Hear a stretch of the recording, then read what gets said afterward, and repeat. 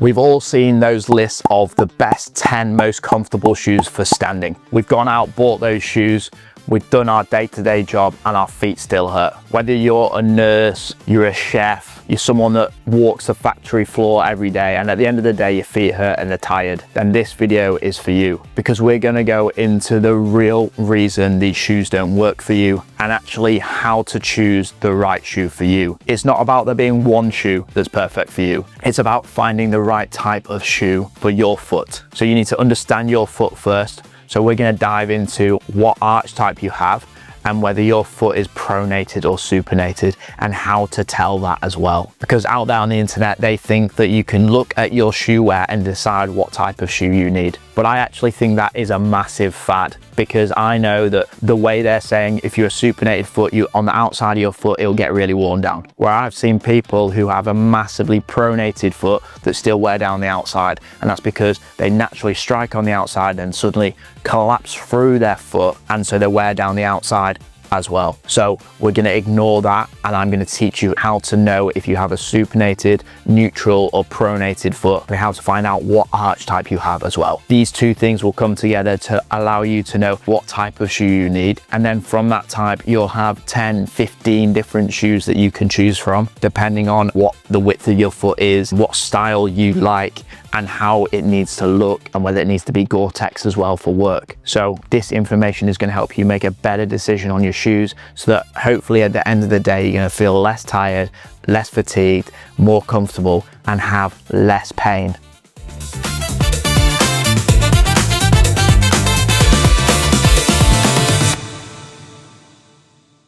So firstly, we need to find out how to test what arch type we have. There are three options. We've got a flat arch, we have a neutral arch, or we have a high arch. And the way we're going to do this, we're going to grab a bowl of water and a piece of cardboard. We're going to put our foot in the water. Then we're going to put our foot on the piece of cardboard. We're going to stand up, but we're going to stand on one leg. So we're putting all of our pressure through our foot. And when we take our foot away from the cardboard, we're going to be having a look at the print. If the print is quite rectangular, is a lot of contact in the middle of the foot, then we likely have a flat foot. So our arch is collapsed and hitting the ground to cause that flat footprint. If we have a very thin strip around the outside of our foot in contact with the ground and less contact underneath the arch, that means we've got a very high arch, a very high rigid arch. So when we put our pressure on one foot, our foot doesn't collapse, nothing really moves. And then if we have something in between that, then we likely have a neutral arch. And this can help us to know what type of shoe we potentially need. So if we have that high rigid arch, often we'll go for a cushioning shoe, because having a high rigid arch means that our foot doesn't shock absorb as well as a very flat foot would. So having cushioning will reduce the shock that we feel all the way through our body, from our knee to our hip to our lower back. So that cushioning shoe may be good for that high arch person. And someone with a lower arch, their foot collapses, so their foot hits the floor, the foot collapses, the foot rolls in, and that person is more likely to need a stability shoe. So the stability shoe will reduce the amount the foot collapses in. It will give support underneath the arch. It's usually very wide and it offers support underneath that arch as well. From there, some simple rules to follow. But don't stop there, don't turn off the video now, because now we're going to deep dive into how to tell whether your foot is pronated, supinated, because it is possible to have a high arch but have a pronated foot. And people in the past have made that bad choice where they've got that high arch and they've gone for that cushioning shoe, but then they have a very pronated foot and their foot actually collapses in a lot. And in that cushioning shoe, it will collapse in more, leading to more fatigue, more tiredness at the end of the day as well. So we're going to go through exactly how you can decipher what foot type you have in relation to supinated, neutral or pronated. Pronation is that natural inward roll of your foot as you walk. A little bit is normal and necessary for shock absorption, but you can also overpronate. This is common in people with flat feet, but it can also be seen in people who have a high or neutral arch too. And that is where so many people go wrong, because in the shoe store, often they see high arch, they go, yep, you need cushioning. They see flat foot, they say, yeah, you need stability. And often that can be the wrong way to go, because they're not even looking at the dynamic movement of the foot as you walk. So your foot rolls outwards, and it's very common in people with a high arch. I've actually never seen it in someone who has a flat foot, because the foot, when it's flat, is usually rolling inwards. So unusual, you'll have a flat foot and a supinated foot at the same time. But supinated foot, it doesn't absorb shock well. It places stress on the outside edge of your foot, your smaller toes, your ankle, and it can lead to things like shin splints, knee pain, and more. When your foot hits the ground, it's very rigid, so all the strain goes up the leg and actually can go into the hip and the lower back as well. So how can you figure out your gait? And look, there is no easy way. In the past, people have said, look at the wear pattern on your shoes. But honestly, I think that is a fad. I've seen plenty of people that have worn out the outside of their shoe, people claiming that that is going to lead to a supinated foot, but their foot is striking the foot in a supinated position. But at mid stance, as they're pushing through their gait cycle, their foot actually rolls in aggressively. And so if that person has then led to buying a cushioning shoe because they think they're a supinator and actually their foot's massively rolling in, then it can make that worse. The only way to know is by analyzing your gait yourself. So I'm going to play a few different videos of people walking barefoot and in shoes. I'm going to draw some lines on them, hopefully so that you can see exactly what's going on at that foot and what I'm looking at. And the way you can do this is you can grab your phone, you can place it behind the treadmill on a tripod, or you can place it against a bottle and walk up and down the corridor and then slow it down frame by frame. If we look at this here, we can see, while the weight's on one foot, we can see how the foot is rolling in. So key areas to look at is the back of the heel. So if we were to mark up by the edge of the heel, let's say one edge of the heel, one edge of the heel there.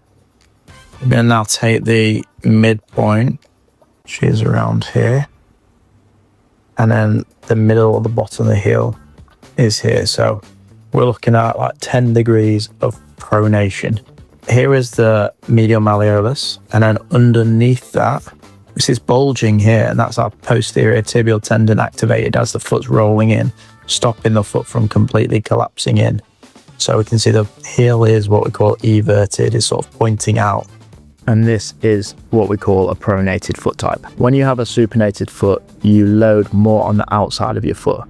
So as you can see here, you can see more of the arch on the inside. You can see the heel leaning more towards the outside of the foot. And on the left side, we can see that there's maybe a bit of a gap under the inside of the heel, and the heel bone is what we call inverted.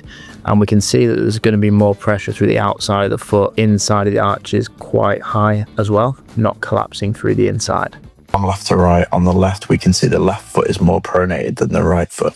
In this next video, it's interesting. The left foot is supinated and the right foot is pronated. The next video, we'll see very abducted feet, but very pronated feet at the same time. And finally, we've got some very collapsed, excessively pronated feet. Hopefully this helps you to make a decision on which type of foot you have. But if you're really not sure, I would 100% recommend booking a session with me, either online or in person. It's a one-off cost that will help you instantly make better footwear decisions. Before my sessions online, I'll ask you to send multiple different videos so I can analyze them, and then I can give you feedback in the sessions, and I can advise on multiple different shoes that will work for you. The link is in the description. And if you came to see me in clinic, exactly the same thing would be done, but on a more personal level as well. This is where we turn knowledge into action. Now that you know your foot type and gait, you can ignore the marketing hype and look for specific features that will actually help you. If you have flat feet and overpronate, your mission is to find stability and motion control to stop that excessive inward roll. Forget the marshmallow soft shoes. Look for shoes labeled stability or motion control. Key features are a firm midsole. The shoe doesn't compress easily. Strong arch support, either wide across the arch or some plastic built in there, and a rigid heel counter to hold your heel in place. Brands like Brooks with their Adrenaline series or Asics with their Gel Kayano and GT 2000 models are engineered specifically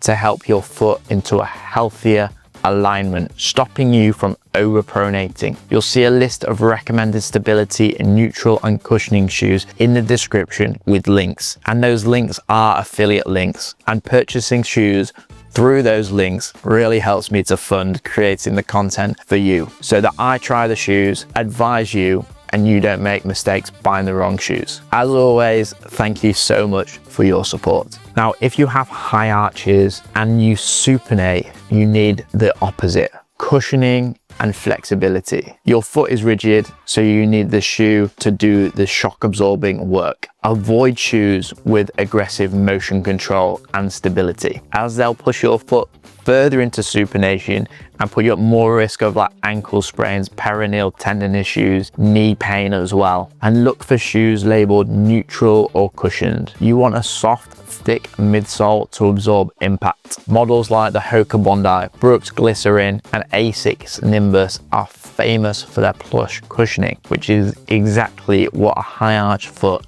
needs. Now, this is where the issue lies with a lot of people. If you have a high arch but pronate, then mostly you'll have been advised to get a cushioning shoe, because as soon as someone sees a high arch, they say cushioning. Actually, going for a moderate stability shoe can help to be the best option for you. You don't want too much stability because you don't want it to push you too far. So you need some moderate stability options. And I would probably go for something like the Hoka Arahi A6 GT 2000s, maybe even the Brooks Glycerin GTS, which is a cushioning shoe but has good guide rail systems, so it stops your foot from collapsing in too much. So these are fantastic options. And actually, modern day stability shoes have a lot more cushioning than they used to. So old school stability shoes will have had thin soles, they would be really stiff and hard, and a lot of people would, can find them a bit uncomfortable.